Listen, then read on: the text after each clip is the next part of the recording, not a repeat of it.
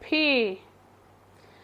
तो first 3 line में हम एक स्ट्रेट लाइन लगाएंगे और ऊपर की 2 लाइनों में हम एक सेमी सर्कल के जरिए फी की शक्ल को कंप्लीट करेंगे।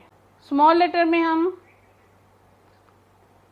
ऊपर की लाइन को छोड़ देंगे, नीचे 3 लाइंस में हम एक स्ट्रेट लाइन लगाएंगे और फिर सेंटर की 2 लाइंस में हम एक सर्कल के जरिए पी की शक्ल को कंप्लीट करेंगे।